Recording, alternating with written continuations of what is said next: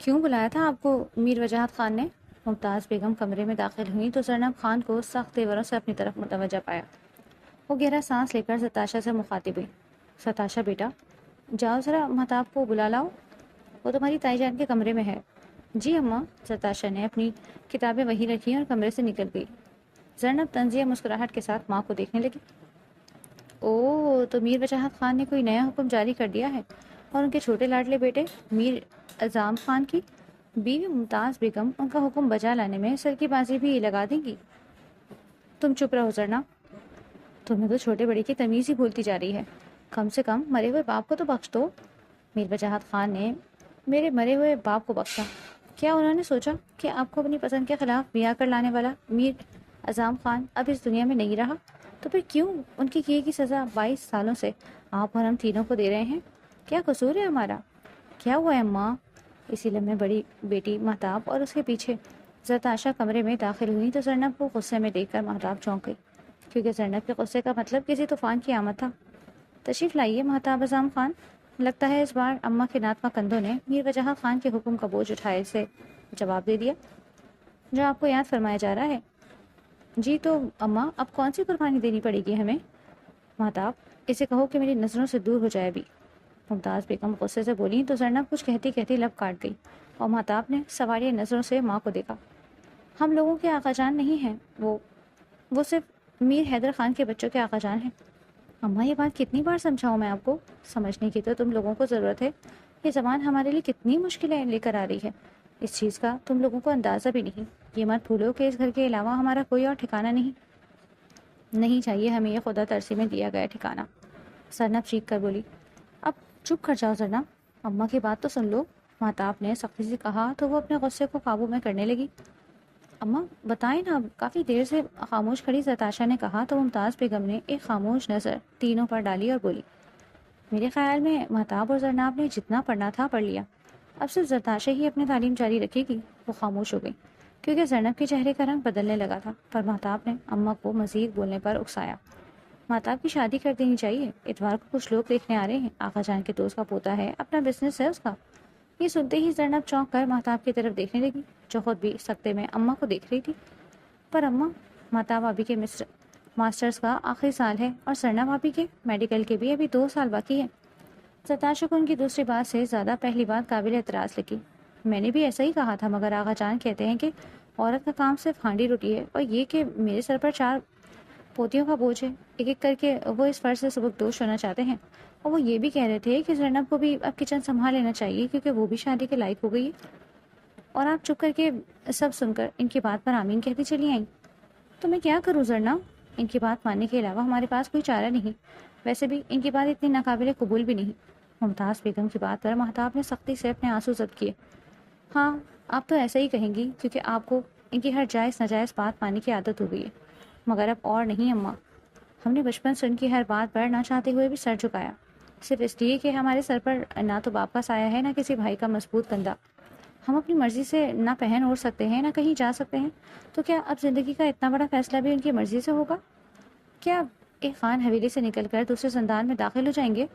ایک اور میر وجاہت خان کو اپنے اوپر حکم چلانے کی اجازت دیں گے؟ نہ اماں، بالکل نہیں۔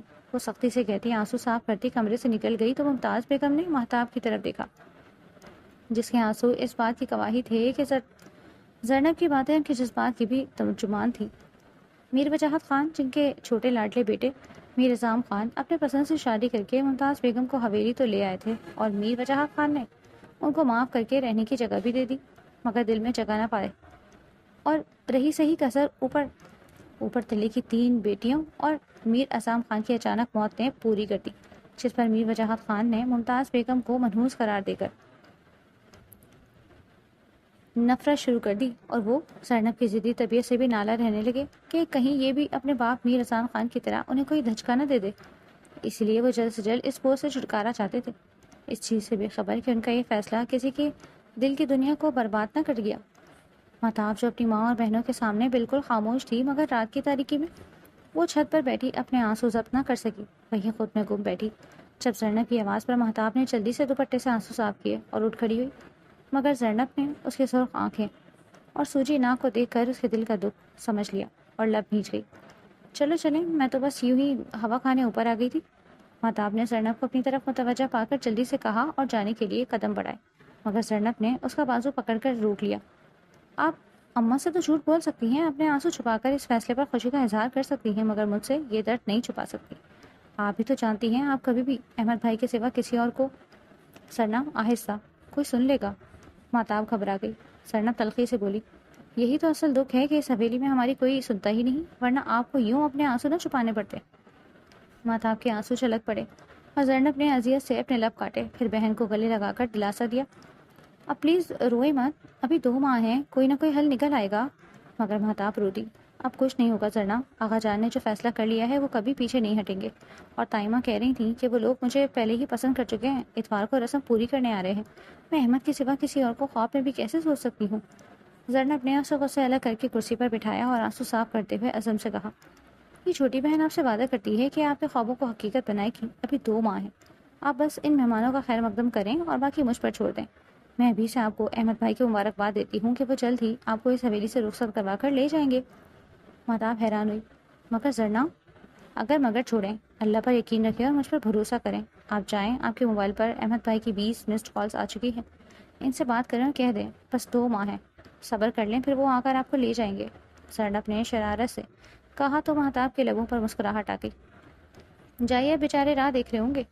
जरनब के कहने पर वो मुस्कुरा कर चली गई तो जरनब ने गहरा सांस लिया और रेलिंग के साथ लग के खड़ी हो गई। उसने महताब से वादा तो कर लिया था, मगर पूरा करना जान जोखम में डालने के मुतरादिफ था। कुछ तो करना पड़ेगा जरनब खान। वो बड़बड़ाई कि अचानक उसकी निगाह हवेली के गेट पर पड़ी, जहाँ एक काली पराडो अंदर दाखिल होकर पोर्च में रुकी और फ्रंट सीट से उतरता मीर हारिस खान अपने शख्सियत की जलाल से उसकी तवज्जो का मरकज बन गया।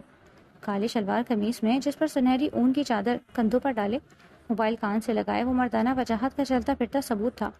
इसकी रेशमी सिया बाल बेतरतीब पेशानी पर बिखरे हुए, गंदुमी रंगत और हल्की सी दाढ़ी में वो गजब की शख्सियत का मालिक था।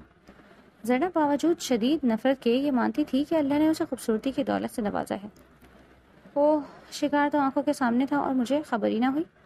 तो मीर हारिस खान, मैंने 22 सालों से तुझसे नफरत का रिश्ता निभाया है, मगर अब तुझसे एक और रिश्ता जोड़ने का वक्त आ गया। मगर मैं निभाऊंगी पहला ही रिश्ता, दूसरे में अगर बेवफाई कहलाई भी जाई तो क्या फर्क पड़ता है। जरनब खुद कलामी मुस्कुरा दी। आ गया मेरा शेर, मेरा मेरा अमीर। वो सीढ़ियाँ उतर कर नीचे आई तो हॉल में खड़े मीर वजाहत खान और उनके गले से लिपटे। मीर हारिस को देखकर उसका हलक कड़वा हो गया। कैसे हैं आप आका जान? अम्मा अम्मा जान बता रही थी कि मेरे जाने का आपने खूब नाजायज़ फ़ायदा उठाया है, खूब बदपरसी की है। मीर हारिस ने हंसते हुए कहा तो वो मुस्कुरा दिए।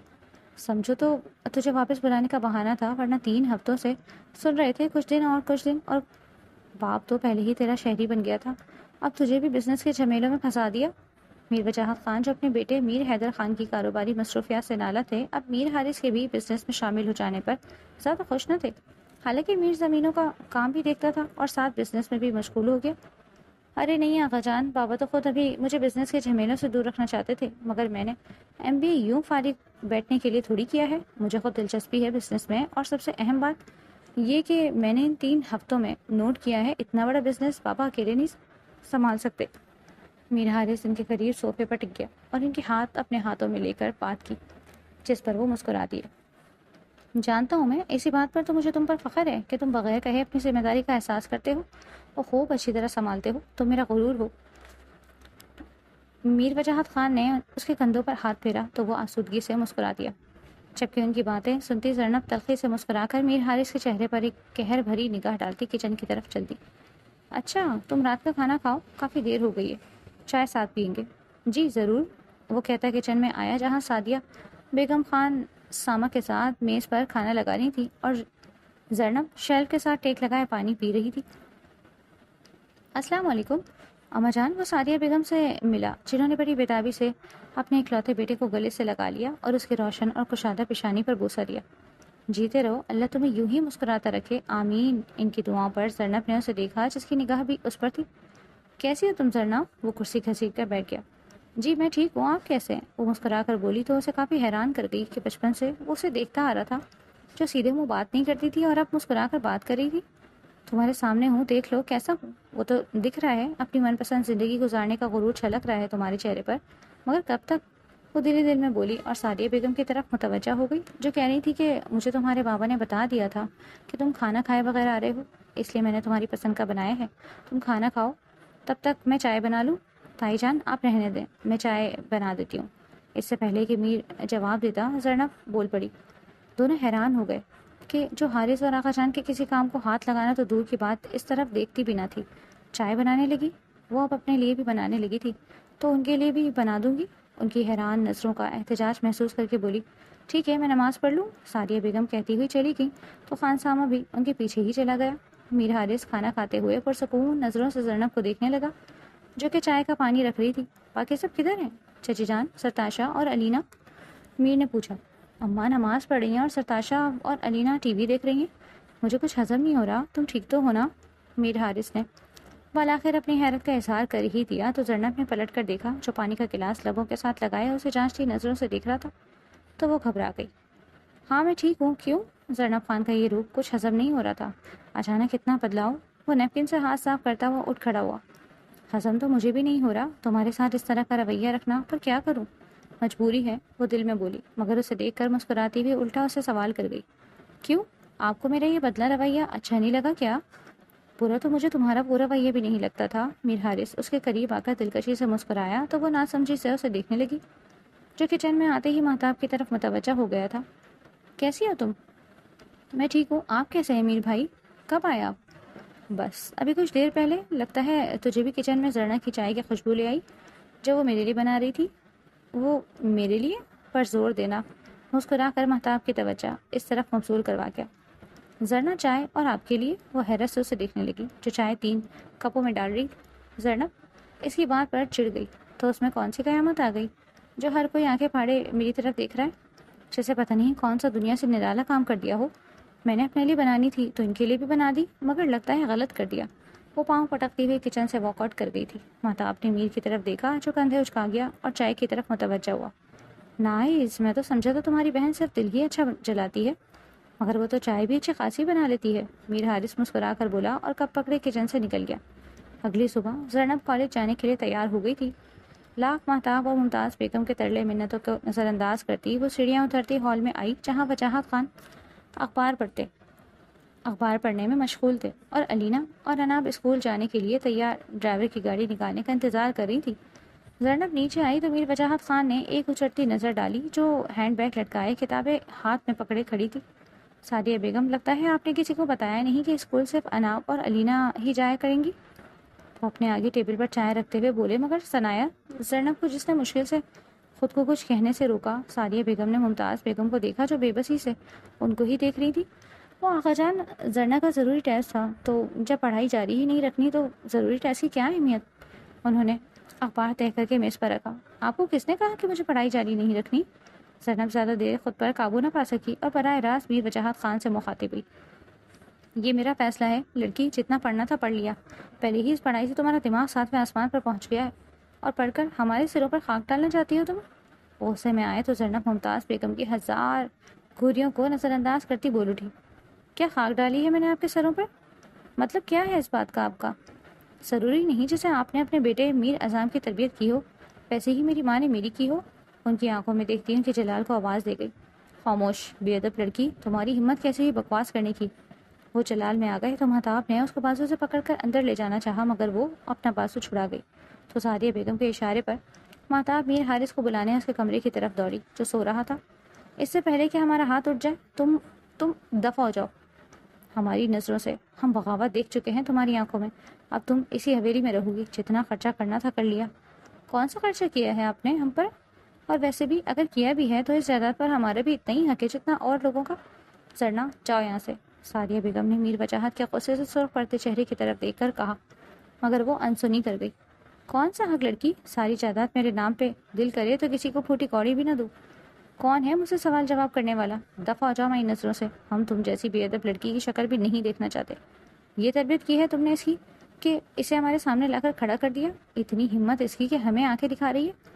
اب کہ وہ ممتاز بیگم پر بھڑکے، جو بے بسی سے سر جھکا گئی، ان سے کیا کہتے ہیں؟ مجھ سے کہیں جو کہنا ہے۔ بکواس بند کرو لڑکی، اس سے پہلے کہ ان کا ہاتھ اٹھتا اور اس کی گال سرخ کرتا۔ میر حارث جلدی سے دونوں کے بیچ میں آ گیا۔ آقا جان پلیز آپ ریلیکس کریں، تم کمرے میں جاؤ۔ وہ سخت لہجے میں زرنب سے بولا تو وہ غصے سے اسے دیکھنے لگی، جو وائٹ شرٹ اور بلیک ٹراؤزر میں بغیر بال سوارے کی کچی نیند سے جاگا تھا۔ میں کیوں؟ زرنب نے پلٹ کر کہا تو وہ مزید سختی سے بولا کہ میں نے کہا کمرے میں جاؤ۔ اب کہ وہ بیگ اور کتابیں وہیں پھینکتے ہوئے اپنے کمرے کی طرف بھاگ گئی۔ مہتاب بھی اس کے پیچھے گئی۔ دیکھا تم نے اس بے ادب لڑکی کو؟ میں ایسے دن سے ڈرتا تھا۔ میں نے کہا تھا تمہیں کہ مجھے اس لڑکی میں بغاوت کی بو آ رہی ہے، مگر تم نے میری بات نہیں مانی۔ دیکھو آج میر وجاہت خان کے سامنے کھڑی ہو گئی۔ میرے بیٹوں کی ہمت نہیں مجھ سے آنکھ ملا کر بات کرنے کی، اور یہ لڑکی۔ آقا جان پلیز ریلیکس۔ اما جان آپ پانی لائیں۔ آقا جان کے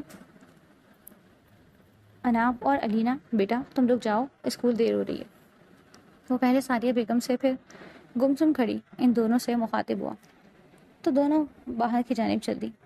میر نے ممتاز بیگم کو دیکھا جو آنسو صاف کرتی شرمندگی سے سر نہ اٹھا پا رہی تھی۔ قصور تو سارا میر اعظم خان کا تھا، جس نے ایک بدزبان عورت کو لا کر ہمارے سروں پر بٹھا دیا تھا، تو اولاد بھی ویسی ہی نکلے گی نا۔ اب اس لڑکی کا کالج جانا بھی بند، اور یہ صبح سے ایک قدم بھی باہر نہیں نکالے گی۔ مہتاب کے ساتھ اس کی بھی رخصتی کی تیاری کرو۔ آغا جان کی بات پر وہ چونکا، پھر لمحہ بھر کو ممتاز بیگم کی طرف دیکھا جو سر تھام کے بیٹھ گئی۔ میر کی نگاہیں زرناب کی کتابوں پر ٹک گئی۔ دیکھ لیا تم نے اپنی بدتمیزی کا انجام؟ کیا ملتا ہے تمہیں یہ سب کر کے؟ تم ہماری زندگی آسان نہیں بلکہ مشکلوں میں ڈال رہی ہو۔ ممتاز بیگم روتے ہوئے بولی تو اسے مٹھیاں بھیجنے پر مجبور کر گئی۔ اماں کیا ہو گیا آپ کو؟ ایسا بھی کیا کر دیا میں نے؟ ان کے رونے سے تنگ آ کر بولی تو ممتاز بیگم کو مزید غصہ دلا گئی۔ دیکھو ذرا اس کو، اتنا کچھ کر کے بھی مجھ سے پوچھ رہی ہے کہ اس نے کیا کیا؟ اتنی بدتمیزی اگر تو اپنے باپ سے کرتی نا تو انہوں نے بھی تجھے گھر سے باہر نکالنے میں ایک لمحہ نہ لگانا تھا۔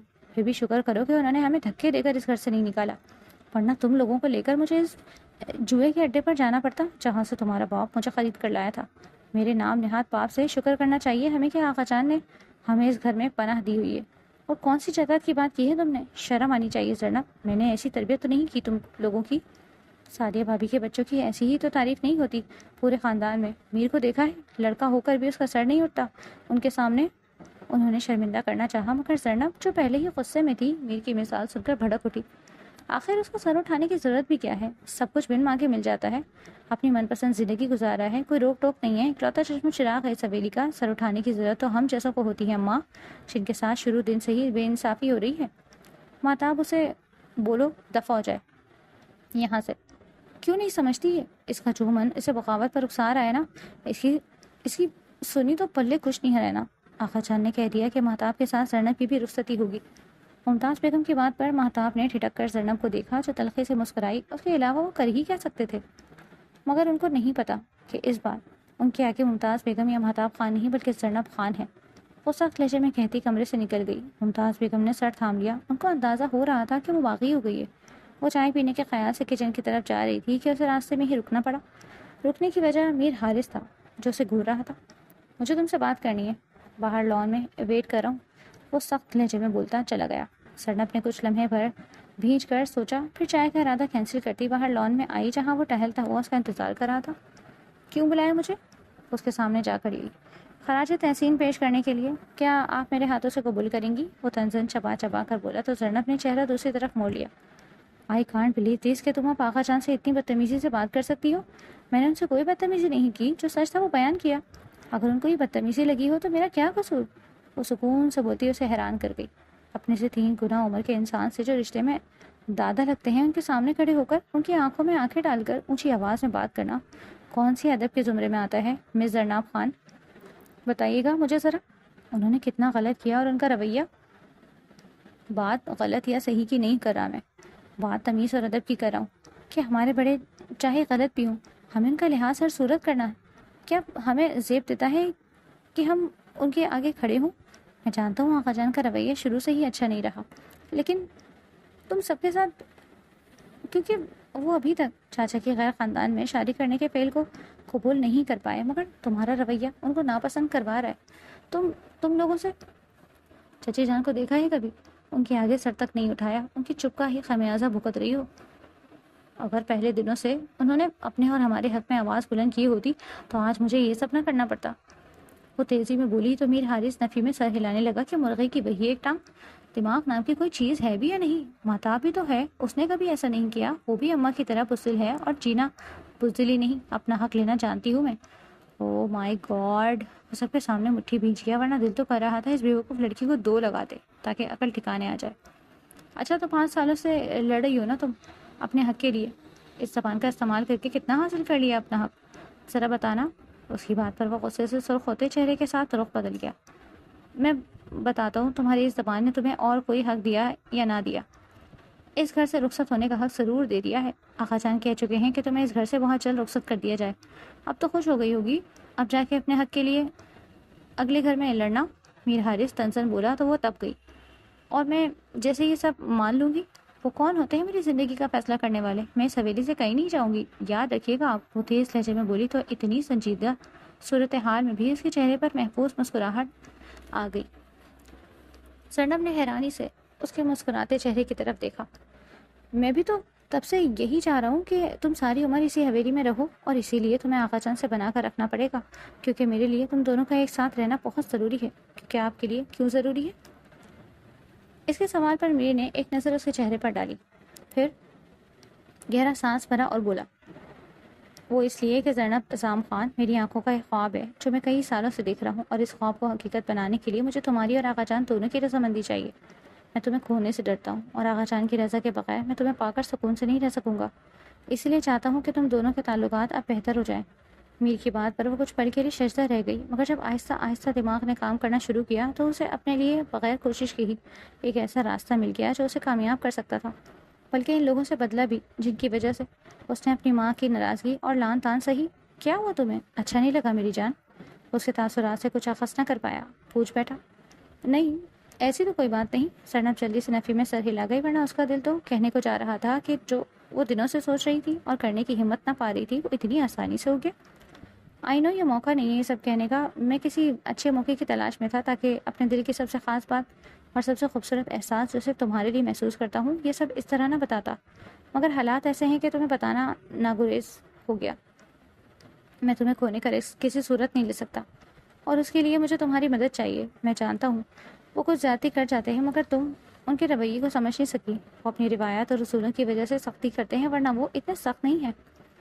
میر نے دیکھا تو وہ کچھ ناگواری سے رخ موڑ گئی تھی۔ اس نے گہرا سانس لیا اور بولا، اوکے، تم ان کی طرف سے اپنا دل صاف نہ کرو، پر اتنا احسان کر دو کہ اب تم چپ رہو گی۔ تمہارا جو بھی کام ہوگا وہ میں کروں گا۔ تم جانتی ہو پہلے بھی میں نے تمہارے ہر معاملے میں سپورٹ کیا ہے، چاہے وہ میڈیکل کالج میں داخلہ ہو یا کچھ اور۔ اب بھی میں کسی صورت تمہاری ڈاکٹر بننے کی خواہش کی راہ میں رکاوٹ نہیں آنے دوں گا، پر اس کے لیے کچھ وقت اور صبر کرنا پڑے گا، کیونکہ تم جانتی ہو وہ چاہے مجھ سے جتنا بھی پیار کرتے ہو، مگر مزاج کے خلاف بات کرنے پر وہ میری بات بھی نظر انداز کر جاتے ہیں۔ وہ تو سب ٹھیک ہے، میں ایسا کروں گی، پر میری بھی ایک شرط ہے۔ شرط؟ وہ حیران ہوا۔ ہاں، میں ان کی ہر کڑوی کسیلی بات برداشت کروں گی، ان کے ہر ناجائز فیصلے پر بھی آواز نہیں اٹھاؤں گی، مگر مجھے پروٹیکشن چاہیے تاکہ سکون سے رہ سکوں اور مجھے کسی چیز کا خوف نہ رہے۔ میں سمجھا نہیں، کیسا پروٹیکشن چاہتی ہو تم؟ نگاہ کرنا پڑے گا آپ کو مجھ سے۔ زینب جتنا سکون سے بولی تھی، میر حارث کو اتنا ہی زور کا جھٹکا لگا اور وہ بے یقینی سے اسے دیکھنے لگا۔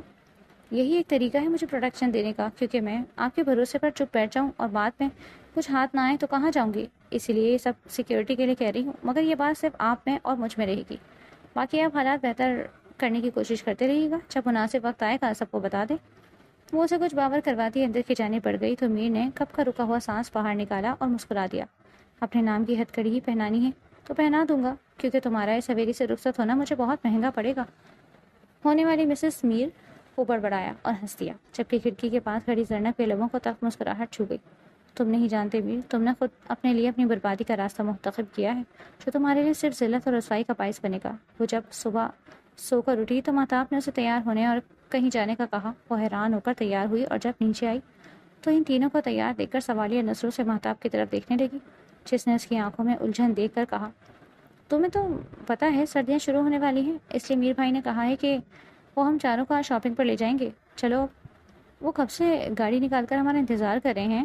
وہ چاروں باہر نکلی، جہاں میر حارث بلیک جینز پر وائٹ شرٹ پہنے، آنکھوں پر بلیک گلاسز لگائے اور موبائل کان سے لگائے گاڑی کے ساتھ ٹیک لگائے کسی سے بات کر رہا تھا۔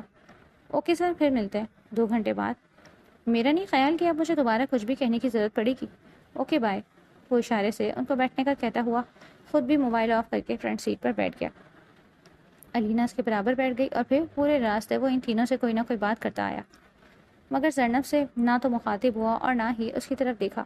زینب اس کے رویے پر شش و پنج میں پڑی۔ اس کے انداز کو سوچتے ہوئے اتنی گہری سوچوں میں ڈوبی کہ سب کو بھول گئی. اور چونکہ تب جب گاڑی ایک بڑی شاپنگ مال کے سامنے رکی اور میر ان سے مخاطب ہوا، تب تینوں اندر جاؤ، جو لینا ہے لے لو، جو کھانا ہوگا وہ بھی کھا لینا، یہ کچھ پیسے اور ATM کارڈ ہے. میں اور زرنب کچھ دیر بعد تم لوگوں کو جوائن کریں گے. مجھے اپنے ایک دوست سے ملنا ہے اور زرنب کو اس کی بیوی سے ملوانا ہے. آئی تھنک تم لوگوں کو پریشانی نہیں ہوگی کیونکہ تم لوگ پہلے بھی یہاں آ چکے ہو. جی بھائی. تینوں نے سر ہلایا اور گاڑی سے اتر گئی. حارث نے زرنب کی طرف دیکھا جو حیرانی سے اسی کو دیکھ رہی تھی.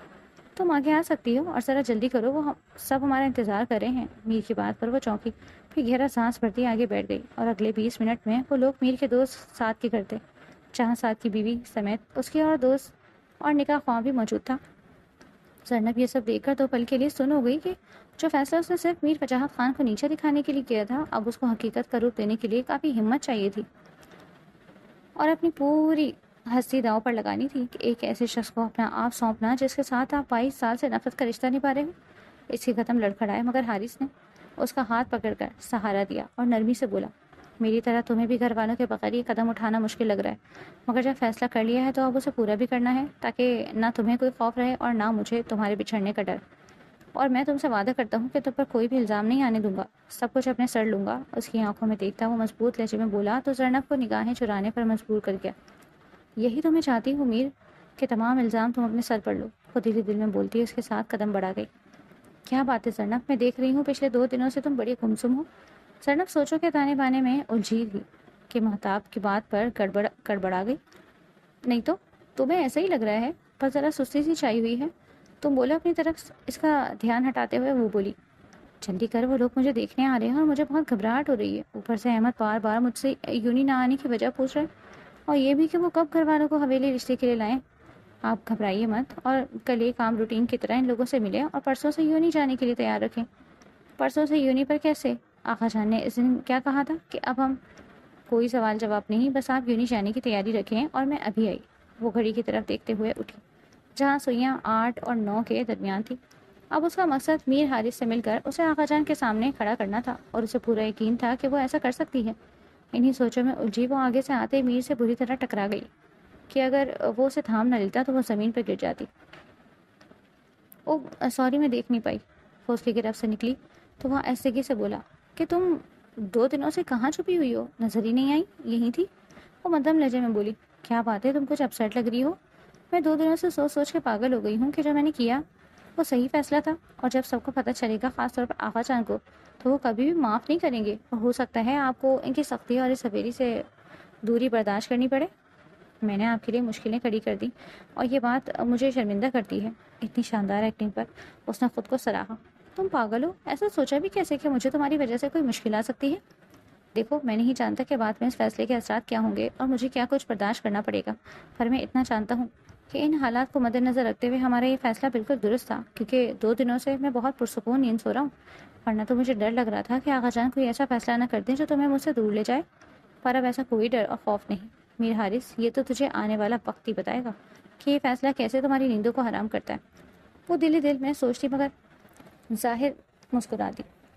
ویسے مجھے ابھی تک یقین نہیں آ رہا کہ تم نے خود مجھے نکاح کا کہا، کیونکہ اگر پچھلے کئی سالوں سے دیکھا جائے تو تمہارا رویہ کچھ اچھا نہیں رہا میرے ساتھ. میر کی بات پر وہ ذرا سا گھبرائی مگر میر مسکراتے ہوئے اس کا ہاتھ پکڑ چکا تھا. اس نے اس کی گھبراہٹ کو شرم و حیا سمجھا، مگر حقیقت میں وہ تو بس آقا جان کا غصہ اس پر نکالتی تھی، ورنہ وہ اس کی بہت عزت کرتی تھی. میر کے مسکراتے لہجے پر وہ فوراً بات بدل گئی اور بولی، اس نے اس سے کچھ بات کرنی ہے. میر نے دلچسپی سے کہا، ہاں کرو. تو اس نے یاد دلائے کہ آپ نے کہا تھا میں آقا جان سے بحث نہیں کروں گی بلکہ آپ خود اجازت دلوائیں گے. اس پر میر نے سوچ بھرے انداز میں اسے دیکھا اور بولا، جب تم نے ایڈمیشن لینا تھا تب تمہیں پوری سپورٹ دی تھی، اب تو بیوی ہو اور پہلی فرمائش سے تو انکار کیسے ہو سکتا ہے. تمہاری ہر بات سر آنکھوں پر. میں نے 1-2 بار آقا جان سے بات کی مگر انہوں نے نظر انداز کر دیا. اب جا کر بات کرتا ہوں اور تم صبح تیار رہنا. اس کے لہجے پر وہ خوشی سے مسکرا دی اور شکریہ کہا تو میر ہنستے ہوئے بولا، صرف شکریہ سے کام نہیں چلے گا بلکہ کچھ اور بھی دینا پڑے گا. اس کے شرارتی اشارے سمجھ کر وہ شرماتے ہوئے ہاتھ چھڑا کر بھاگ گئی اور میر کہکا لگا کر بولا، یاد رکھنا تمہیں شرارت کی سزا ضرور ملے گی. اس کی دھمکی پر وہ پلٹ کر ہنس دی اور وہ مسکراتا ہوا آگے بڑھ گیا. مگر اگر وہ پلٹ کر دیکھ لیتا تو چونک جاتا، کیونکہ وہ نفرت بھری نگاہوں سے اس کے پشت کو دیکھتے ہوئے آئندہ کے بارے میں سوچ رہی تھی. حارث نے آغا جان کو بھی راضی کر لیا تھا اور وہ اس شرط پر مان گئے تھے کہ صرف 2 ماہ تک شادی کے بعد دونوں اپنے اپنے سسرال جا کر تعلیم مکمل کریں گے۔ مہتاب کو دیکھنے والے راضی ہو گئے اور حویلی والے بھی لڑکا دیکھنے آئے اور میر وجاہت خان بھی ہاں کر آئے۔ دونوں طرف سے ہاں ہونے کے بعد یہ طے پایا کہ مہتاب کی شادی کے ساتھ ہی زینب کا رشتہ بھی طے کیا جائے تاکہ دونوں بہنوں کی شادی ایک ساتھ ہو۔ مہتاب جوش سے شادی کی تیاریوں اور زینب کے رشتے کی کارروائیوں میں مصروف تھی، مگر زینب کی خاموشی سب کو کھٹک رہی تھی۔ وہ جو چھوٹی بات پر بھی میر وجاہت خان کے آگے ڈٹ جاتی، اپنی زندگی کے بڑے فیصلوں پر خاموش کیوں تھی؟ صرف حارث اس کی اس خاموشی کو سمجھ رہا تھا۔ میر جو 2 دن سے شہر میں تھا، آج گاؤں لوٹتے ہوئے آئندہ کے بارے میں سوچ رہا تھا۔ اسے زینب کے رشتے کی تلاشی کی خبر لگ چکی تھی اور وہ جلد ہی اس معاملے پر سے پردہ اٹھانا چاہتا تھا، مگر زینب ابھی ایسا نہیں چاہتی تھی اور وہ یہ بھی نہ سمجھ پا رہا تھا کہ آخر کیوں وہ میٹنگ کے سلسلے میں شہر آیا تھا اور آج کھانے کے بعد گاؤں نکل پڑا۔ حالانکہ حیدر خان نے روکنے کی کوشش کی، مگر وہ بہانے سے نکل آیا کیونکہ اس کا دل اس دشمن جاں کو دیکھنے کے لیے بے قرار تھا۔ اسے حیرت ہو رہی تھی کہ دل پہلے کبھی اتنا نہیں مچلا جتنا اب۔ شاید اب ملکیت کا احساس تھا جو اسے بے چین کر رہا تھا اور وہ اپنے جذبات کے ہاتھوں مجبور ہو گیا۔ حالانکہ وہ جانتا تھا کہ اس کے جذبات ایک طرفہ ہیں، مگر اسے یقین تھا کہ ایک دن وہ اسے بھی محبت پر مجبور کر دے گا۔ وہ ہڑبڑایا کہ اب تک تو وہ سو چکی ہوگی اور ٹائی کی نوٹ کھولتے ہوئے کمرے میں داخل ہوا، مگر اگلے ہی لمحے ٹھٹک گیا کیونکہ سامنے زینب کھڑی تھی جو پنک شارٹ نائٹی پہنے ہوئی تھی۔ اس کی سفید نازک پنڈلیاں اور سلیو لیس لباس سے اس کے بازو جھلک رہے تھے۔ گلے میں ایک چھوٹا سا اسکارف ڈالے وہ کچن سے نکل رہی تھی اور ادھر آغا جان حارث کی گاڑی کی آواز سن کر نیچے آ رہے تھے۔ میر نے فوراً اسے بازو سے پکڑ کر کچن کی طرف کھینچ لیا۔ زینب جو اچانک اس رفتار پر گھبرا گئی تھی، سنبھلتے ہی چیخنے لگی، مگر میر نے اس کے لبوں پر ہاتھ رکھ کر کہا، خبردار آواز نہ نکالنا۔ زینب نے ہاتھ جھٹکتے ہوئے کہا کہ اگر آپ نے میرے ساتھ کچھ برا کیا تو میں سیدھی آپ کی امی کے پاس چلی جاؤں گی۔ اس کے لہجے پر میر نے غصے سے کہا کہ تم اس وقت اور وہ بھی اس حلیے میں باہر کیوں نکلی ہو؟ زینب نے گھبرا کر کہا، حارث آیا ہے نا، کہاں ہے وہ؟ تبھی آغا جان کی آواز گونجی اور زینب خاموش ہو گئی۔ ملازمہ نے جواب دیا کہ جی بڑے خان، میر بابا آ گئے ہیں اور اپنے کمرے میں فریش ہو رہے ہیں۔ آغا جان نے کہا کہ ٹھیک ہے، وہ فریش ہو کر آئیں، تب تک میں انتظار کر لیتا ہوں۔ آغا جان کے الفاظ پر میر جھنجھلا گیا اور غصے سے زینب کو دیکھا جو یا تو واقعی نادم تھی یا نادم ہونے کا ڈھونگ کر رہی تھی۔ میر نے سخت لہجے میں کہا کہ اگر آغا جان نے تمہیں اس حلیے میں دیکھ لیا تو تمہیں بدتمیزی کے ساتھ ساتھ بے شرم بھی قرار دیتے۔ تم جانتی ہو کہ آغا جان کو تو عورتوں کا سر پر دوپٹہ نہ ہو تو غصہ آ جاتا ہے، پھر اس حلیے میں دیکھ کر وہ آپے سے باہر ہو جاتے۔ تمہیں کیا ضرورت تھی اس حالت میں باہر نکلنے کی؟ ذرا یہ بھی سوچ لیتی کہ نوکر جاگ رہے ہوتے ہیں۔ زینب نے شرمندگی سے سر جھکا کر کہا، سوری، مجھے خیال نہیں رہا، دراصل بھوک لگی تھی اس لیے میں بغیر سوچے باہر آ گئی کہ اس وقت کوئی جاگ بھی سکتا ہے۔ اسی شرمندگی بھرے لہجے نے میر کا غصہ ٹھنڈا کر دیا اور اس نے نرمی سے کہا، آئندہ احتیاط کرنا، ویسے مجھے نہیں پتا تھا کہ محترمہ اتنی شب بیدار ہیں۔ شاہانہ لباس میں ملبوس وہ جب گہری نگاہوں سے اسے دیکھنے لگا تو وہ خود میں سمٹنے پر مجبور ہو گئی۔ میر نے شریر لہجے میں کہا، مانا کہ تمہیں میرے سامنے اس طرح رہنے کا حق ہے، مگر جب تک رخصتی نہیں ہو جاتی ذرا احتیاط لازم ہے۔ انسان اتنے حسین نظاروں سے اپنی نگاہیں نہیں ہٹا سکتا، پھر بہکنے کا الزام ہم پر مت نہ ڈالنا۔ اس کے سنجیدہ لہجے نے اسے خفا کر دیا اور وہ پیچھے ہٹ کر دیوار کے ساتھ لگ گئی۔ میر اس کے سرخ چہرے کو دیکھ کر مسکرا دیا اور کہا، تم بہت خوبصورت ہو اور خوبصورتی کا ٹیکس تو بنتا ہے۔ اس دن تم مجھے کچھ دیے بغیر بھاگ گئی تھی، حالانکہ آغا جان کو بنانا کوئی آسان کام نہیں تھا۔ اس کی دھمکی پر کہ وہ تائی جان کو آواز دے گی، وہ مزید مسکرا دیا اور بولا، ہاں ضرور آواز دوں تاکہ اماں جان سے پہلے آغا جان کی انٹری ہو جائے۔ اس پر وہ مجبوراً مزاحمت کرنے لگی، مگر اس کوشش میں اور قریب آ گئی۔ میر نے ایک ہاتھ اس کی کمر میں ڈال کر اسے قریب کیا اور اس کی گرم سانسیں اپنے چہرے پر محسوس کرنے لگا، پھر نہایت نرمی سے اس کی روشن پیشانی پر اپنے پیار کا پہلا بوسہ دیا۔ اس لمس پر وہ کانپ سی گئی اور چاہ کر بھی دور نہ ہو سکی۔ پھر وہ اس کی آنکھوں کو چومنے لگا اور اس سے پہلے کہ مزید آگے بڑھتا، باہر سے آغا جان کی آواز آ گئی جو فضل الدین کو اپنے کمرے میں بلا رہے تھے۔ میر نے تیزی سے کہا، میں آغا جان کو ان کے کمرے میں لے جاتا ہوں، تم کچن سے نکل جانا، گڈ نائٹ۔ وہ ایک گہری نظر ڈال کر چلا گیا اور زینب اپنی نامعلوم کیفیت سے باہر نکلی اور زیر لب کوسنے لگی کہ کمینے کی ہمت کیسے ہوئی مجھے چھونے کی؟ یہ سب میری غلطی ہے جو اس کے آگے کمزور پڑ گئی، آئندہ اسے موقع ہی نہ دوں گی۔ میں تو اسے معصوم سمجھتی تھی مگر وہ تو لفنگا نکلا۔ وہ اپنی اصل حالت میں آ چکی تھی اور ابھی کی کیفیت کو چھپانے کے لیے دل ہی دل میں اسے گالیاں دینے لگی۔ اگلے دن اتوار کی صبح سب دیر سے اٹھے اور جب زینب 10 بجے ناشتے کے لیے کچن میں آئی تو سب لوگ میر وجاہت خان کے سوا ناشتہ کر رہے تھے۔ علینا کو بلانے بھیجا گیا تھا مگر وہ سوئی ہوئی تھی۔ زینب جیسے ہی دروازے پر پہنچی تو ممتاز بیگم نے اسے دیکھ کر کہا، آ جاؤ زینب، علینا کو بلانے بھیجا تھا مگر تم سو رہی تھی۔ ان کے بولنے پر حارث نے رخ موڑا اور اسے دیکھا جو بلو سوٹ میں سادہ سے جوڑے میں بھی دل کے تار ہلا رہی تھی۔ سعدیہ بیگم نے مہتاب سے کہا، بیٹا ناشتہ کر لیا ہو تو ممتاز سے کہہ دینا چائے آغا جان کو دے دیں اور اطلاع دے دینا کہ ہم ڈرائیور کے ساتھ شہر جا رہے ہیں۔ زرنا تم بھی ساتھ چلنا۔ مہتاب کی بات سن کر میر جو اماں کی بات پر ریلیکس ہوا تھا پھر غصے میں آ گیا۔ سعدیہ بیگم نے بھی کہا، ہاں زرنا تم بھی چلو، مگر اس نے نفی میں سر ہلایا کہ کہا میرا موڈ نہیں ہے، آپ لوگ جائیں میں لنچ بنا لوں گی۔ اس پر میر کے لبوں پر مسکراہٹ آ گئی جسے چھپانے کے لیے اس نے کپ کو منہ سے لگایا۔ جب سب نکل گئے تو اس نے بھرپور نظروں سے زرنب کو دیکھا جو مسلسل دیکھے جانے سے خفا ہو گئی اور جھنجھلا کر بولی، کیا ہے ایسے کیوں دیکھ رہے ہیں؟ اس کی بات پر وہ مسکرا دیا اور بولا، اگر تم مجھے اگنور کرو گی، ایک نظر بھی نہ ڈالو گی تو میں تو دیکھوں گا نا۔ اس نے کہا، کب اگنور کیا آپ کو؟ اس پر میر قریب آ کر اس کے برابر والی کرسی پر بیٹھ گیا تو وہ پیچھے کو ہو گئی۔ میر شرارت سے بولا، یہ نان فیئر ہے، کوئی بھی دیکھ سکتا ہے۔ پھر اس کے ہاتھ سے چائے کا کپ لے کر اپنے ہونٹوں سے لگا گیا اور بولا، سنا ہے ایسا کرنے سے محبت بڑھتی ہے تو سوچا ٹرائی کر لوں۔ اس پر زرنب حیران رہ گئی اور دل ہی دل میں اس کی بیوقوفی پر ہنس دی کہ محبت ہوگی تو بڑھے گی نا میر، نفرت تو ضرور بڑھتی رہے گی۔ اس کی خاموشی پر میر نے پوچھا، کیا سوچ رہی ہو؟ مگر اس سے پہلے ملازمہ آ کر بولی، چھوٹے صاحب آپ کو بڑے صاحب بلا رہے ہیں، ڈیرے پر جانا ہے۔ میر نے کہا، اوکے تم جاؤ میں آتا ہوں۔ پھر اٹھتے ہوئے مسکرا کر بولا، آج کا دن تمہارے ساتھ گزارنے کا ارادہ تھا مگر کام کی وجہ سے نہیں ہو سکا، پھر بھی آنے کی کوشش کروں گا۔ آج لنچ میرا فیوریٹ کچھ بنانا۔ یہ کہہ کر اس کے رخسار پر بوسہ دیا اور وہاں سے نکل گیا۔ وہ ساکت رہ گئی۔ لفنگا کہیں گا، اپنی اوقات دکھا گیا۔ دل تو کرتا ہے لنچ میں زہر پیش کروں اس کمینے کو۔ وہ حسب معمول لان تان میں مشغول ہو چکی تھی۔ وہ لنچ کرنے کے بہانے آقا جان سے اجازت لے کر حویلی آیا تو سیدھا کچن میں گیا، مگر وہاں ملازمہ کو مصروف دیکھ کر زرنب کی تلاش میں اوپر آیا جہاں وہ اسے لاؤنج میں ہی مل گئی۔ جب دیکھو ٹی وی اور گیمز، ان کے علاوہ اور کوئی کام نہیں ہے تم دونوں کو؟ اگر مجھے غصہ دلاؤ گی تو تم دونوں کا ٹرپ کینسل کرا دوں گی۔ اب ہم نے کیا کر دیا؟ آپ تو ہماری دشمن بن گئی ہیں۔ ہمیں میرے بھائی نے اجازت دی ہے ٹرپ پہ جانے کی۔ سرتاشا منمنائی، اگر میں اجازت نہیں دوں گی تو تم لوگوں کا میر بھائی بھی کچھ نہیں بول سکے گا۔ سرناب کے لہجے میں غرور بول رہا تھا، اور یہ کیسا غرور تھا کہ میر سمجھ کر مسکرا دیا۔ اب بس بھی کرو، کیا جان لوگی بچوں کی؟ جاؤ اپنے روم میں جا کر اسٹڈی کرو، 1 ماہ بعد ایگزامز ہیں اور مجھے تم دونوں کا رزلٹ شاندار چاہیے۔ میر کی بات پر جہاں زرنب نے چونک کر اسے دیکھا وہاں ان دونوں نے سکون کا سانس لیا، کیونکہ شروع سے زرنب اپنا سارا غصہ ان پر نکالتی تھی، اس لیے دونوں کی اسے جان جاتی، اور ان کی فیوریٹ آپ ہی مہتاب تھی جو ہمیشہ ان کی سائڈ لیتی۔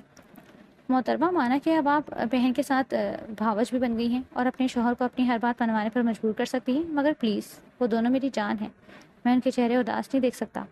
وہ اس کے قریب آ کر نرمی سے بولا، اور میں کیا ہوں؟ وہ یقیناً غصے میں غلط بول گئی تھی اور جب اپنی بات سمجھ میں آئی تو شرمندگی سے سر بھی نہ اٹھا سکی۔ میری اسی بات پر دلکشی سے مسکرا دیا، آپ تو میری زندگی ہیں، میری جینے کی وجہ، میری جان، میرا سب کچھ ہے۔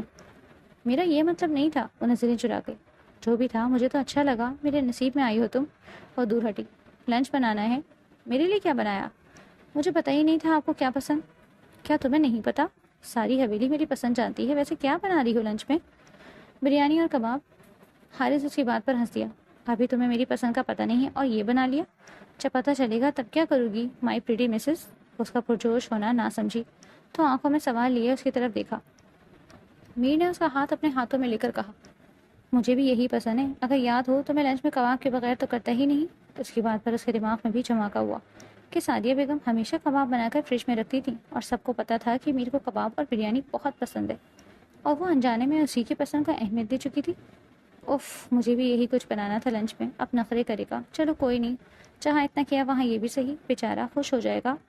وہ دل ہی دل میں خود کو مومن کرنے لگی، یار اس میں شرمانے والی کون سی بات ہے؟ میں تمہارا شوہر ہوں، تم میرے لیے کچھ بھی کر سکتی ہے، اور یقین مانو مجھے اتنا اچھا لگا کہ دل چاہ رہا ہے تمہیں انعام دوں۔ آج پہلی دفعہ اپنے ہاتھوں سے میرے لیے لنچ بنایا، مانگو، کیا مانگنا چاہتی ہو؟ میں اسی وقت دوں گا۔ نہیں، مجھے کچھ نہیں چاہیے۔ او ہاں بیوی، کاش تم رخصتی مانگ لیتی۔ اس کی آنکھوں کے لہجے میں مانے شرارت سرد تھی۔ وہ لال سرخ ہوتی آگے بڑھی، پر میر نے اس کی گلائی پکڑ کر اپنی جانب کھینچا جس سے وہ اس کے سینے سے جا لگی۔ شرم کریں، اس کی گرفت سے نکلتی اسے دھکیلتی بھاگ گئی تو میر سر پر ہاتھ پھیر کر مسکرا دیا، زینب کو موقع مل گیا تھا حارث کو سب کی نظروں سے گرانے اور میر وجاہت سے بدلہ لینے کا۔ میر حارث کسی بزنس میٹنگ کے سلسلے میں 5 دن کے لیے نیو یارک چلا گیا اور زینب کسی موقع کی تلاش میں تھی جو بالآخر اسے مل ہی گیا۔ سب ناشتہ کر رہے تھے۔ میر وجاہت بولے، احمد لوہاری کا فون آیا تھا اور اپنے بیٹے کی شادی جلد کرنا چاہتے ہیں، اس لیے میں نے اور حیدر نے مشورہ دیا ہے کہ ان کو تاریخ دی جائے، وہ جمعے کو آئیں گے۔ بڑی کے بعد چھوٹی کا بھی پھر سوچیں گے۔ ان کی بات پر مہتاب تو لمحے کے لیے ساکت رہ گئی، جبکہ باقیوں کے لیے بھی یہ چونکا دینے والی خبر تھی، خاص طور پر زینب کے لیے۔ جی آغا جان، جیسے آپ چاہیں۔ کیوں؟ جیسے آغا جان چاہیں ویسا ہی کیوں؟ ضروری تو نہیں۔ زینب کو ماں کی بات سے اختلاف ہوا۔ بکواس بند کرو، اٹھو یہاں سے۔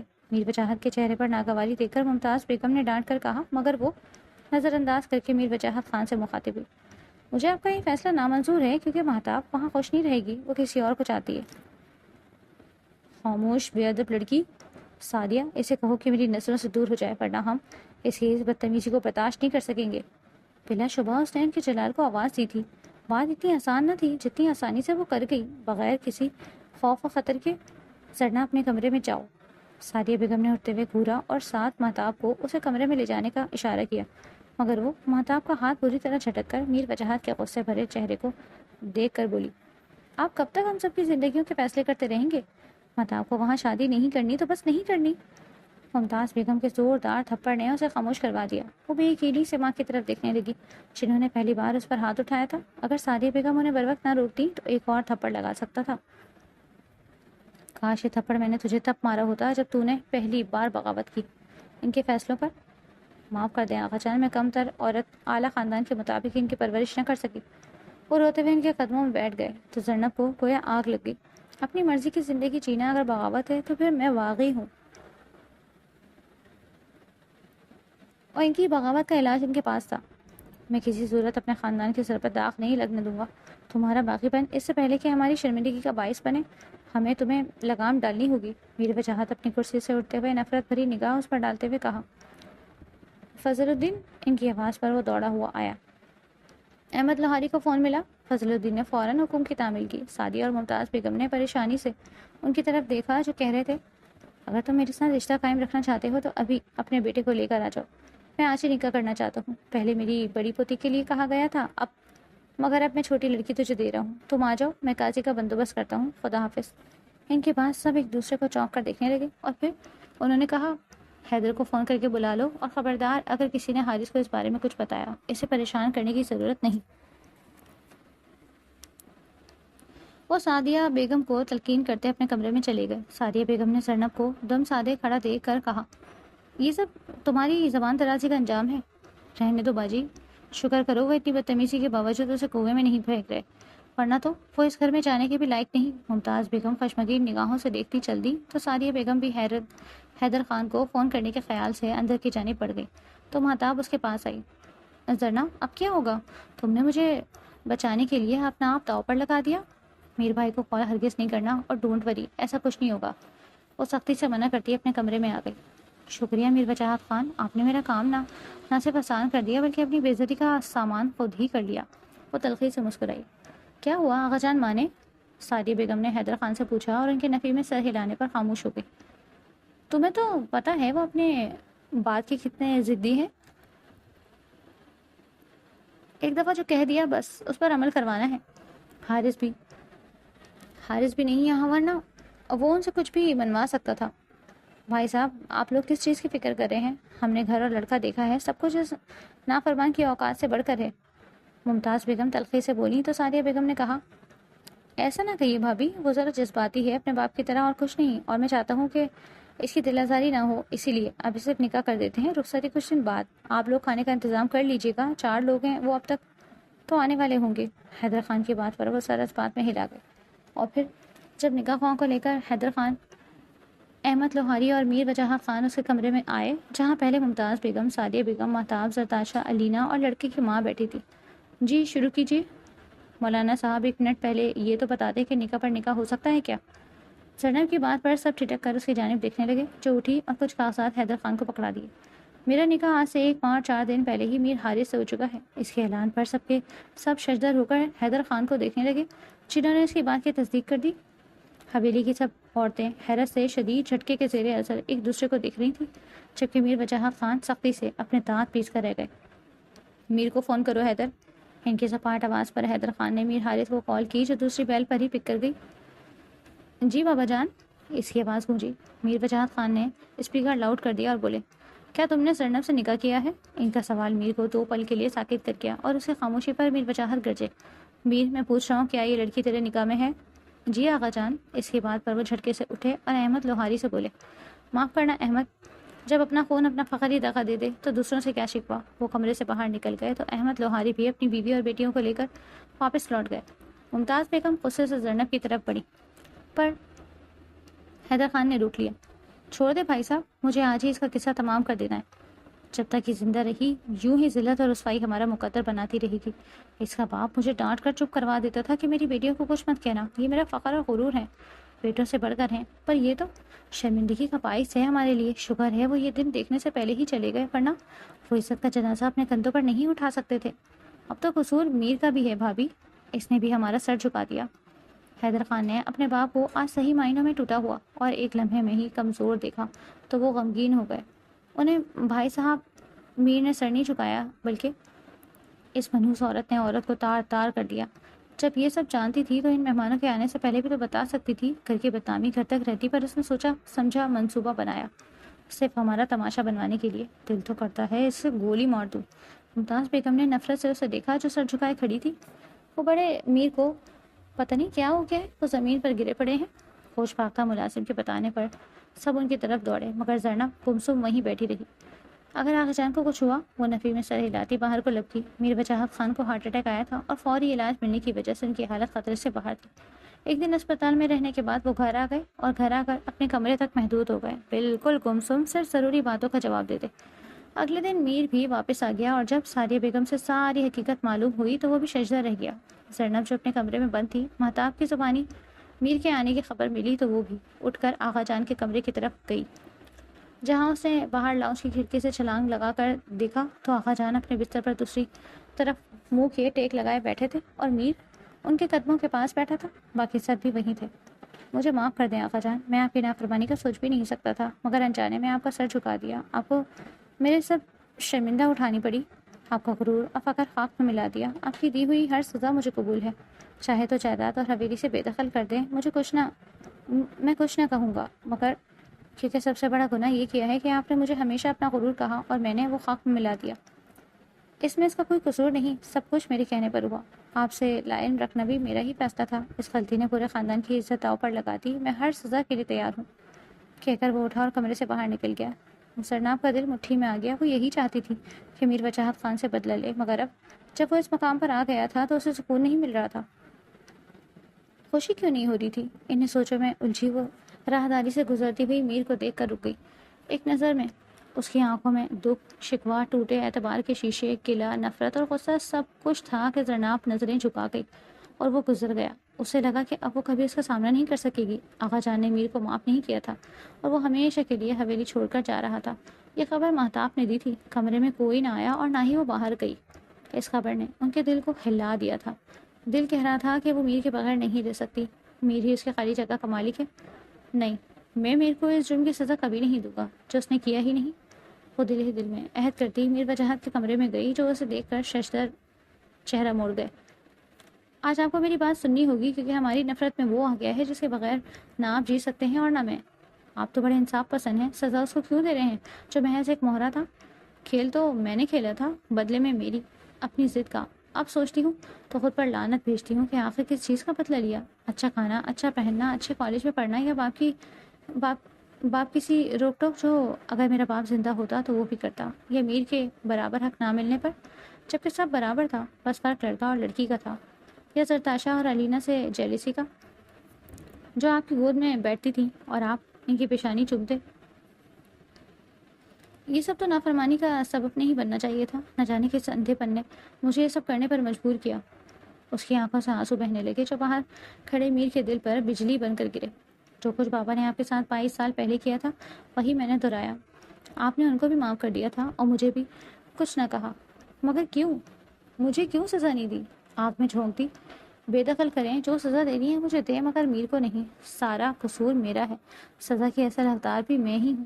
ہاں، میر کا قصور یہ ضرور ہے کہ اس نے مجھ جیسی خودغرض سے محبت کی، میں تو اب اس کے قابل بھی نہیں رہی۔ ہو سکے تو اپنے بیٹے کی خاطر مجھے معاف کر دیجیے۔ کہہ کر وہ ان کے قدموں میں جھک گئی اور پھر آنسو صاف کرتے جھٹکے سے اپنے کمرے میں لوٹ گئی۔ اگلی صبح حیرت انگیز تھی کہ میر وجاہت خان پورے 7 دن بعد اپنے کمرے سے نکلے اور سب کے ساتھ ناشتہ کرنے بیٹھے۔ سوائے زینب کے سب موجود تھے۔ زینب کہاں ہے؟ اسے بھی بلاؤ ناشتہ کرے۔ میر وجاہت خان کے کہنے پر مہتاب اسے لے آئی۔ پہلی نظر میں زینب کو حارث کو دیکھا، مگر اس نے رخ پھیر لیا اور وہ کٹ کے رہ گئی۔ تبھی آغا جان نے کہا، میں نے فیصلہ کیا ہے کہ حارث اور زینب کی شادی کر دی جائے۔ نکاح تو ہو چکا ہے، مگر باقی رسومات رہتی ہے نا، اور ساتھ مہتاب کی بھی۔ مہتاب، اس لڑکے کو کہو کہ اپنی فیملی کے ساتھ آ جائے۔ اگر ہمیں تمہارے لیے مناسب لگا تو ہم ہاں کر دیں گے۔ حیدر، تم نے لڑکے اور اس کے خاندان کی ساری چھان بین کرنی ہے۔ ان کی بات پر سب کے چہروں پر خوشی کی لہر دوڑ گئی، سوائے حارث کے، جس کے چہرے پر ناگواری زینب نے فوراً محسوس کر لی تھی۔ حیدر خان اور میر وجاہت کے جانے کے بعد خواتین آپس میں باتیں کرنے لگیں تو مہتاب نے کہا، اگر تم شہر جاؤ تو زرنا کو بھی ساتھ لے جانا، مگر حارث نے صاف کہہ دیا کہ اتنے پلان بنانے کی کوئی ضرورت نہیں ہے، صرف مہتاب کی شادی ہوگی۔ جو رشتہ میں نے 1 ماہ پہلے جوڑا تھا وہ ٹوٹنے کے لیے جوڑا تھا، اس لیے اب اس کا ختم ہونا ضروری ہے۔ وہ سپاٹ لہجے میں کہہ کر سب کو حیران چھوڑتا لمبے ڈیگ بھرتا چلا گیا اور زینب آنسو پیتی اپنے کمرے کی طرف بڑھ گئی۔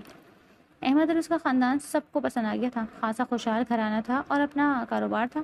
1 ماہ بعد شادی کی تاریخ طے پائی، مگر حارث سب سے نالا رہا۔ زینب نے بار بار منانے کی کوشش کی، مگر وہ اس کی طرف دیکھنا بھی نہیں چاہتا تھا۔ ایک دن جب میر اس کی پکار کو نظر انداز کرتا آگے بڑھنے لگا تو زینب نے اس کا ہاتھ پکڑ کر روکا اور کہا، میر پلیز میری بات سمجھنے کی کوشش تو کرو۔ مگر وہ غصے سے بازو چھڑا گیا اور کہا، یہی تو غلطی ہوئی ہے، میں تمہاری چالاکیوں کو نہ سمجھ پایا۔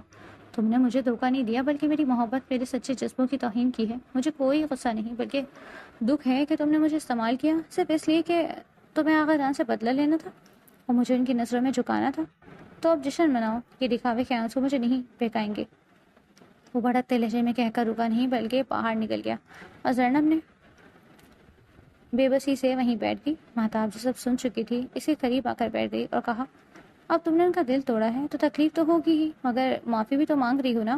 اکیلے معافی سے بات نہیں بنے گی، تمہیں انہیں منانا ہوگا۔ گھر میں شادی کی تیاریاں شروع ہو گئی ہیں اور تم اپنے ناراض شوہر کو منانے کے بجائے یوں بیٹھی ہو۔ زینب نے کہا، میں منا تو رہی ہوں، اور کیسے مناؤں؟ اس پر مہتاب نے ہنستے ہوئے کہا، او میری کمعقل بہن، ایسے نہیں، ذرا اور انداز سے منانے کی کوشش کرو۔ تم ان کی بیوی ہو، منانے کے لیے آخری حد تک بھی جانا پڑے تو جاؤ، ذرا رومانٹک انداز میں جاؤ، دیکھنا کل ہی رخصتی کا شور مچائیں گے۔ مہتاب کی بات سمجھ کر زینب کی گال سرخ ہو گئے اور وہ شرم سے نظریں نہ اٹھا سکی۔ رات کو سب کے سونے کے بعد وہ میر کے کمرے کی طرف بڑھی، آہستہ سے دروازہ کھولا اور دبے پاؤں اندر آئی۔ کمرے میں نائٹ لیمپ کی نیلی روشنی پھیلی ہوئی تھی اور میر مرون کمبل میں دبکا سو رہا تھا۔ وہ لمحہ بھر رک کر اسے دیکھتی رہی، اتنا معصوم لگ رہا تھا کہ وہ بے اختیار قریب چلی گئی۔ واپس جانے کا سوچا، مگر اس کی ناراضگی یاد آتے ہی اس کے سرانے بیٹھ گئی اور اس کے نرم بالوں کو پیشانی سے ہٹاتے ہوئے آہستہ سے بولی۔ اس کی نیند ٹوٹ گئی اور وہ چونک کر اٹھ بیٹھا، اسے اپنے سامنے دیکھ کر حیران رہ گیا اور کہا، تم یہاں، اور وہ بھی اس وقت؟ زینب نے کہا، جب آپ ہاتھ ہی نہیں آ رہے تو میں اور کیا کرتی؟ ویسے بھی آپ کو تو میری 2 منٹ کی بات بھی گوارا نہیں، وہ معصومیت سے بولی تو میر نے گہرا سانس لیتے ہوئے لائٹ آن کی۔ زینب زیادہ پنک گرم سوٹ اور شال میں لپٹی، بال جوڑے میں بندھے، سادگی میں بھی دل کو چھو گئی۔ وہ اس کی گہری نگاہوں سے گھبرا گئی اور بولی، کب تک ناراض رہیں گے؟ میر کا دل اسے کمرے سے دیکھ کر ہی پگھل گیا تھا۔ حارث نے کہا، تم نے بہت ہرٹ کیا ہے مجھے، میں نے محبت میں ہاتھ بڑھایا تھا، مگر تم نے بدلے کے لیے۔ زینب نے آنکھوں میں نمی لیے کہا، یہ سوچ ہے کہ میں نے آغا جان کی نظروں میں آپ کو گرانے کے لیے یہ سب کیا، مگر یہ اس سے بھی بڑا سچ ہے کہ میں آپ کی ناراضگی برداشت نہیں کر سکتی۔ مجھے اپنی غلطی کا احساس تب ہوا جب مجھے لگا آپ مجھ سے دور جا رہے ہیں۔ اب پتہ چلا کہ میں نے اپنے ساتھ زیادتی کی ہے۔ وہ پرنم آنکھوں سے اس کے قریب آئی اور وہ اسے اپنے حصار میں لے کر اس کی سب نادانیاں اور غلطیاں معاف کر کے، دراصل اس نے دل اسی دن صاف کر لیا تھا جب اس نے آغا جان کے سامنے سب مان لیا۔ اور یہ اس سے بھی بڑا سچ تھا کہ حارث نہ تو اس سے ناراض رہ سکتا تھا اور نہ نفرت، بلکہ اسے اپنی ہی ذات پر غصہ آیا کہ میں نے اس دن تمہارے ساتھ اتنا روڈلی بیہیویئر کیوں کیا۔ اتنی محبت؟ زینب کی آنکھوں سے آنسو رواں ہو گئے جو اس کے سینے میں جذب ہونے لگے۔ میر نے صرف بلیک بنیان اور ٹراؤزر پہن رکھا تھا، اپنے سینے پر نمی محسوس کر کے اسے نرمی سے آگے کیا۔ جو رو رہی تھی؟ تم رو رہی ہو؟ کیا تم اس وجہ سے رو رہی ہو کہ میں تم سے اتنی محبت کرتا ہوں؟ وہ حیرت کے جھٹکے کے زیر اثر تھی۔ زینب روتے ہوئے ہنسی، تو تم بھی کر لو نا مجھ سے اتنی محبت۔ میر مسکراتے ہوئے اسے دوبارہ اپنے سینے سے لگا چکا تھا۔ آپ جتنی تو نہیں کر پاؤں گی پر بہت کرتی ہوں۔ وہ سکون سے اس کے سینے پر سر ٹکا گئی۔ وہ حیرت سے اسے دیکھنے لگا۔ وہ مسکرا رہی تھی، اس کی آنکھوں کی روشنیوں سے نظریں چرانے پر مجبور کر گئی۔ دیکھو تم بھی مجھ سے محبت کرتی ہو تو کوئی ثبوت بھی تو دو۔ کیا میں نے مانگا تھا آپ سے اور نہ آپ نے دیا؟ وہ اس کی شرارت سمجھ چکی تھی۔ اس کی روشن پیشانی، اس کے گلابی ہونٹ اور آنکھوں کو چومتا اسے چٹپٹا گیا۔ اس کا لمس اس کے گالوں کو دہکا گیا۔ فی الحال تو اتنا ثبوت دے سکتا ہوں، باقی تو آج سے 20 دن بعد ہی ثابت کر پاؤں گا۔ اس کی سنجیدگی سے زینب کا دل دھڑک اٹھا۔ اس کی مدھم سرگوشی اسے اس کے سینے میں سمٹنے پر مجبور کر گئی۔ مطلب کہ کوئی چانس نہیں؟ رات کے اس پہر آپ کے سینے سے لگی کھڑی ہوں، کیا ابھی بھی ثبوت چاہیے؟ نظریں جھکائے وہ بولی۔ اس کی بات سیدھی اس کے دل سے اتر گئی۔ زینب اس کی آنکھوں سے چھلکے پیغام کو نظر انداز کرتی الگ ہونے لگا تو وہ ہاتھ پکڑ کر رک گئی۔ مجھے چلنا چاہیے۔ اتنی جلدی بھی کیا ہے؟ ایک رات ہی تو ہے، گزر جانے دو۔ نہیں جی، اب مجھے چلنا چاہیے۔ وہ یہ کہہ کر رکی نہیں، جلدی سے کمرے سے نکل گئی۔ آج شادی کا دن تھا۔ مہتاب کے ساتھ زرنب بھی اسٹیج پر سجی بیٹھی تھی۔ آغا جان نے رخصتی کے وقت دونوں کے سروں پر ہاتھ رکھا، جس پر دونوں ایموشنل ہو گئے۔ بالآخر سب کی رضامندی سے ان کے رشتے جڑ چکے تھے، جو سب کے لیے خوشی کا باعث تھے، اور ان کی آنے والی زندگی خوشیوں سے بھری ہوئی تھی، کیونکہ زرنب کو میر کی محبت ہمیشہ کے لیے نصیب ہو گئی تھی۔ آج مکلاوے کا دن تھا۔ مہتاب اپنے سسرالیوں کے ساتھ حویلی آئی ہوئی تھی۔ گھر کے تمام افراد کھانے کی میز پر جمع تھے کہ اچانک دادا جان نے سب کی توجہ اپنی جانب مبذول کرائی۔ ممتاز بیٹا، میں سوچ رہا تھا کہ اب مہتاب بیٹی کی ذمہ داری پوری ہو چکی، تو کیوں نہ امیر اور زرناب کا ولیمہ بھی کر دیا جائے؟ دادا جان کے منہ سے بیٹا کا لفظ سن کر ممتاز بیگم حیرت زدہ رہ گئی، مگر مہمانوں کی موجودگی میں اپنی حیرت چھپاتے ہوئے بولی، بالکل آغا جان، آپ بھائی صاحب سے مشورہ کر لیجئے۔ تو ہاں حیدر بیٹا، بالکل آغا جان، جیسا آپ چاہیں وہی ٹھیک ہے۔ تو طے پایا کہ اسی ہفتے کی شام کو ولیمے کی تقریب ہوگی، جس پر سب نے رضامندی شامل کی۔ کھانے کے بعد دادا جان نے ممتاز بیگم اور ان کے تینوں بیٹیوں کو اپنے کمرے میں بلایا۔ وہ کھانے سے فارغ ہو کر جب دادا جان کے پاس پہنچی تو وہ اپنی کرسی پر بیٹھے تھے۔ ان کی آمد پر دادا جان نے انہیں بیڈ پر بیٹھنے کا اشارہ کیا۔ چاروں ماں بیٹیاں وہاں بیٹھ گئیں تو دادا جان رنجیدہ اور غم بھرے لہجے میں بولے، تم لوگوں کے ساتھ میں نے ساری زندگی جو سلوک کیا، شاید میں اس کی معافی کا حقدار نہیں، مگر میرے بچوں، میں نے ہمیشہ تمہارا بھلا چاہا اور وہی کیا۔ اگر اس میں کوئی کمی یا زیادتی رہ گئی ہو تو مجھے معاف کر دو۔ میں اپنے بیٹے کے غم میں تم لوگوں کے ساتھ انجانے میں ناانصافیاں کر گزرا۔ بیٹا کا لفظ سنتے ہی ممتاز بیگم تڑپ اٹھی اور پھوٹ پھوٹ کر رونے لگی۔ آج آغا جان نے انہیں بیٹا کہہ کر ساری زندگی کی گناہوں کا بوجھ اپنے دل سے اتار دیا۔ نہیں آغا جان، آپ ایسا نہ کہیں۔ زرنب ان کے قدموں میں جا بیٹھی اور زاروں قطار رونے لگی۔ اسی دوران باہر سے گزرتے ہوئے میر نے کمرے کے منظر کو دیکھا۔ زرنب کے بہتے مہتاب اور چھوٹی بیٹی بھی ان کے پاس آ کر بیٹھ گئی، اور دادا جان نے آج پہلی بار اپنے دل کے غم ان کے ساتھ ہلکا کیا۔ دادا جان کے کمرے سے آنے کے بعد زرنب اپنے کمرے میں موجود تھی جب اچانک اس کے موبائل پر میسج کی بیپ ہوئی۔ اس نے فون اٹھا کر دیکھا تو میر کا پیغام تھا، اوپر چھت پر آ جاؤ۔ زرنب نے لمحے بھر توقف کیا اور پھر خاموشی سے اوپر جا پہنچی۔ میر پہلے سے ہی وہیں موجود تھا۔ اس نے زرنب کو دیکھتے ہی مضبوطی سے اپنی باہوں میں بھر لیا اور ساتھ رکھی کرسی پر بیٹھنے کا اشارہ کیا۔ زرنب جیسے ہی کرسی پر بیٹھی، میر نے نرم اور مدھم لہجے میں کہا، میں نے اس دن تمہاری اور دادا جان کی ساری گفتگو سن لی تھی۔ میں بس یہ کہنا چاہتا ہوں کہ تم جو ساری زندگی ضد اور تلخی دکھاتی رہی، ایک طرح سے ٹھیک ہی تھا۔ احساس کمتری کا شکار بچہ ایسے ہی رویہ اختیار کرتا ہے۔ آج جب دادا جان نے تم سے معافی مانگی تو وہ سب کچھ میرے دل کو چھو گیا۔ زرنب دھیمی آواز میں بولی، میر، دادا جان آخر کیوں معافی مانگیں گے؟ وہ بس تھوڑے جذباتی ہو گئے تھے، اور ہاں، آپ ان باتوں کے بارے میں زیادہ نہ سوچو۔ پھر میر نے اس کی آنکھوں میں دیکھتے ہوئے شریر لہجے میں کہا، اس کے بجائے کچھ اور سوچوں، جیسا کہ ہمارے ولیمے اور شادی کے بعد کے دنوں کے بارے میں؟ زرنب کا چہرہ لال گلابی ہو گیا۔ وہ شرماتے ہوئے بولی، نہیں، اس بارے میں نہیں۔ میر نے شوقی سے پوچھا، تو پھر کس بارے میں سوچوں؟ زرنب جھجکتے ہوئے بولی، کسی بارے میں بھی نہیں۔ اٹھنے لگی تو میر نے اس کا بازو تھام لیا اور پل بھر میں اسے اپنی گود میں بٹھا لیا۔ زرنب کانپتی ہوئی سرگوشی کرنے لگی، کوئی آ جائے گا؟ میر نے اسے کان کے قریب جھک کر کہا، کوئی نہیں آئے گا، اور تم میری بات سنو، آج تک جو ہوا جیسا بھی ہوا سب بھول جاؤ۔ دادا جانا بدل چکے ہیں، جب تک وہ زندہ ہے ہمیں ان کا خیال رکھنا ہے۔ زرنب نے اس کی بات پر ہاں میں سر ہلایا۔ موقع دیکھتے ہی وہ میر کی گرفت سے نکل کر بھاگ گئی اور اپنے کمرے میں جا پہنچی۔ پیچھے سے میر کی شوق آواز چھت پر گونجی، بیگم صاحبہ، جہاں مرضی بھاگ لیجیے، کل کو آنا تو ہماری قید میں ہی ہے۔ زینب دروازے کے پاس رک گئی. اس کے لبوں پر انجانی سی مسکراہٹ اور دل میں ایک انوکھی سی لرزش تھی. میر کی آواز اب بھی اس کے کانوں میں گونج رہی تھی. حویلی آج روشنیوں اور رونق سے جگمگا رہی تھی. در و دیوار پر جگنوں کی مانند لٹکتی کمکمیں اور پھولوں کی خوشبو ماحول کو خوابوں جیسا بنا رہی تھی. صحن میں بڑے بڑے جھاڑ فانوس جگمگاتے ہوئے مہمانوں کا استقبال کر رہے تھے. عورتوں کے حصے میں خوشبو بھری ہنسی گونج رہی تھی اور مردوں کی جانب شایان شان محفل سجی تھی. زینب سب کی نگاہوں کا مرکز بنی. سفید و سنہری رنگ کے لہنگے میں یوں لگ رہی تھی جیسے چاندنی زمین پر اتر آئی ہو. ماتھے پر بندیا، ہاتھوں میں مہندی اور چہرے پر گھبراہٹ بھری مسکراہٹ. وہ اپنے دل کی دھڑکنوں کو سنبھالنے کی ناکام کوشش کر رہی تھی. ادھر میر نیلے اور سلور رنگ کے شاندار شیروانی میں روایتی وقار اور جوانی کے رعنائیاں سمیٹے اپنے دوستوں اور رشتہ داروں میں گھرا ہوا تھا، مگر اس کی نظریں بار بار ایک ہی سمت اٹھتی جہاں زینب بیٹھی تھی. کھانے کے بعد جب سب لوگ دادا جان کے ساتھ مصروف ہو گئے تو میر نے آہستگی سے زینب کو دیکھا. نگاہوں کی زبان وہ تھی جو لفظوں سے زیادہ گہری لگتی. زینب نے شرماتے ہوئے نظریں جھکا لی، مگر دل میں انجانی سی راحت محسوس ہوئی. کچھ ہی دیر بعد دادا جان نے سب کے سامنے کھڑے ہو کر دعا کی کہ اللہ کہ نیا رشتہ دونوں کے لیے محبت، سکون اور رحمت کا سبب بنے. سب نے بلند آواز میں آمین کہا. میر نے اسی لمحے زینب کے قریب جا کر دھیرے سے سرگوشی کی. یہ دعا آج سے نہیں، صدیوں پہلے میری تقدیر میں لکھی جا چکی تھی. زینب نے حیرت سے اسے دیکھا. اس کی آنکھوں میں شوقی اور محبت کی چمک ایک ساتھ رقص کر رہی تھی. وہ کچھ بول نہ سکی اور سر جھکا کر دل کی دھڑکنوں کو سنبھالنے لگی. رات گہری ہو چکی تھی. مہمان رخصت ہو رہے تھے، لیکن حویلی کی فضا میں ابھی تک مسکراہٹیں، دعائیں اور خوشبوئیں گونج رہی تھی. زینب جان گئی تھی کہ آج سے اس کی زندگی کا نیا باب شروع ہو گیا ہے. ایک ایسا باب جس میں میر کی ہنسی، اس کی محبت اور اس کی چاہت ہمیشہ شامل رہے گی.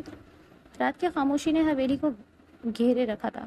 صحن میں جگمگائے کمکمیں بجھ چکے تھے. صرف دور آسمان پر چمکتے ستارے گواہ تھے. ہوا میں گلاب اور چمیلی کی خوشبو رچی ہوئی تھی. زینب اپنے کمرے میں موجود تھی. سفید ریشمی لباس میں لپٹی، گھونگھٹ کے نیچے چھپا چہرہ شرم سے گلاب کی مانند کھل رہا تھا. ہاتھوں میں مہندی کی لالیاں اور پانزیب کی مدھم جھنکار کمرے کی خاموشی کو موسیقی بنا رہی تھی. دل کی دھڑکنیں تیز تھیں اور نظریں مسلسل جھکی ہوئی تھیں. اسی لمحے دروازہ آہستگی سے کھلا.